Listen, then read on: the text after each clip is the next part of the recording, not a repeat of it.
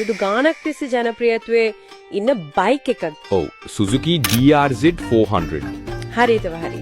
මේක මෙච්චර කාලයක් මිනිස්සු අතර රැඳිලා තියන්නේ ඇයි? මොකද්ද මේකේ තියෙන විශේෂත්වය?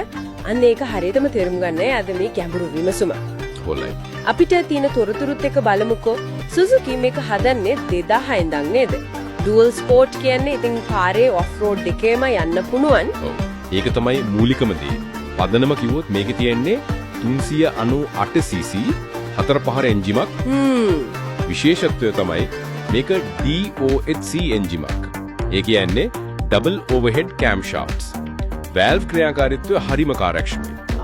ඒක වැදගත්. අනිත් එක වතුරෙන් සිසිලණය කරන එක. ලික්විඩ් කූල්ඩ්. ඒකෙන් වෙන්නේ කොච්චර රත් වුණත් එන්ජින් එකේ පර්ෆෝමන්ස් එක ස්ථාවරව තියෙනවා. ඒක නම ඔෆ් රෝඩ් වලට අනිවාර්යයෙන්ම ඕන දෙයක් නේද? අනිවාර්යෙන්. නැත්තම් ඉතින් එන්ජින්ම රත් වෙලා නවතින්නත් පුළුවන්. ඉන්ධන දෙන්නේ මිකුනි BSR 36 කාඩ් එකෙන්. ඔන්න ලේසි. ඕකත් එක හේතුවක් මේක තාම තියෙන්න. අර CDI ඉග්නිෂන් එකත් එක්ක හරිම විශ්වාසවන්තයි සිස්ටම් එක. හරි. එතකොට පවර් එක බලය කොහොමද? නිකන් අශ්ව බල ගාන කිව්වට මදිනේ. නෑ නෑ. අශ්ව බල 39ක් එනවා 8500 RPM වලදී. ටෝක් එක ඒ කියන්නේ ඇදීම 39 NM 7000 RPM වලදී. ඒ කියන්නේ හොඳ පවර් එකක් තියෙනවා. පවර් එක විතරක් නෙවෙයි වැදගත්ම දේ තමයි අර අඩු RPM එකේ ඉඳන් යන ඇදීම. ඒක තමයි කඳු නගින්න මඩේ යන්න ඒ මෝන කරන්නේ. අන්න ඒක තමයි ඩුවල් ස්පෝර්ට් එකකද වැදගත් වෙන්නේ. හයිවේ එකේ තියන්න පුළුවන් ද টොප් ස්පීඩ් එක. පැයට කිලෝමීටර් 150ක් විතර යනවා කියලා තමයි කියන්නේ. ඉතින් හයිවේ එකටත් හොඳටම ඇති. අර 5 ස්පීඩ් ගියර් පද්ධතියක් එක්ක ඒ බලය පාලනය කරනක ලේසි. හරි. එතකොට මේ බලය බිමට දෙන්න බයික් එක හසුරවන්න තියෙන අනිත් ඒවල් ෆ්‍රේම් එක සස්පෙන්ෂන් අන්න ඒකත් වැදගත්. ක්‍රෝමෝලි ස්ටීල් වලින් හදපු ඩයිමන්ඩ් ටයිප් ෆ්‍රේම් එකක් තියෙන්නේ. ඒක හරිම ශක්තිමත්. ඒ වගේම බරත් අඩුයි. ක්‍රෝමෝලි ස්ටීල් කියන්නේ හොඳයි නේද? ඔව්.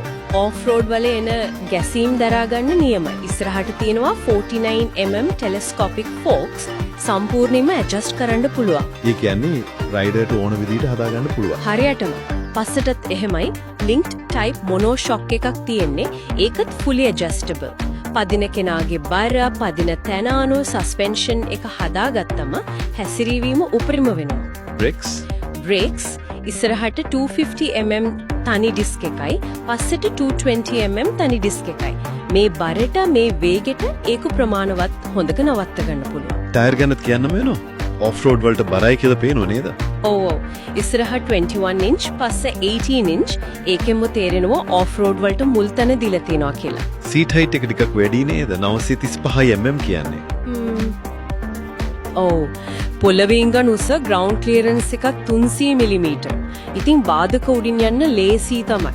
හැබැයි ඉතින් ටිකක් මිටි කෙනෙක්ට නම් පොඩ්ඩක් අමාරු වෙන්න පුළුවන් නගින්න බහින්න. බර කොහමද?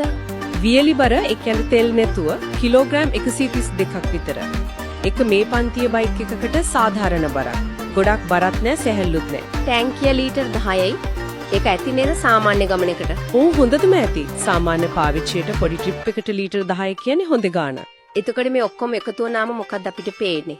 DRZ 400 කියන්නේ මොන වගේ බයික් එකක්ද? පේන්නේ මේක නිකම්ම බයික් එකක් නෙවෙයි. මේක විශ්වාසවන්ත, හරිම සරල, හැබැයි ඕනම තැනක යන්න පුළුවන් විදිහට හදපු යන්ත්‍රයක් කියන එක. ඒ කියන්නේ අවුරුදු ගාණක් තිස්සේ ලොකු වෙනස්කම් නැතුව තාම මාකට් එකේ තියෙන ඒ නිසා වෙන්නේ නැති. අනිවාර්යෙන්. මිනිස්සු තාමත් ගන්නේ, පාවිච්චි කරන්නේ අන්නේ විශ්වාසයයි ඕන දෙකට ඔට්ටුයි කියන එකයි නිසා. ඇත්තම මේ අහපු කරුණුත් එක්ක බලද්දී Suzuki DRZ 400 කියන්නේ අර සරලකම, විශ්වසනීයත්වය සහ ඕන තැනක යන හැකියාව නිසා කාලයත් එක්ක නොනැසී පවතින බයික් එකක් කියන එක පැහැදිලි. ඔව්. අවසාන වශයෙන් පොඩි දෙයක් කියන්න හිතන්න.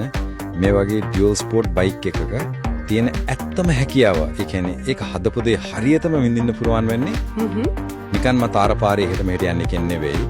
අර අමාරු ඔෆ් රෝඩ් පාරක ට්‍රේල් එකක ගියාම තමයි ඒක සම්පූර්ණ විභවය තේරෙන්නේ. ඒ අත්දැකීම කොයි වගේ ඇතිද කියලා හිතලා බලන්න පුළුවන්.